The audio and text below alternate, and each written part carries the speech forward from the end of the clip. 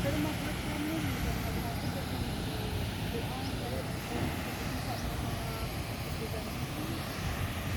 kasi nagawin mo ito, may ano ka, lagi na kami. Hindi ako, hindi sa inyo, nakita niya, alis na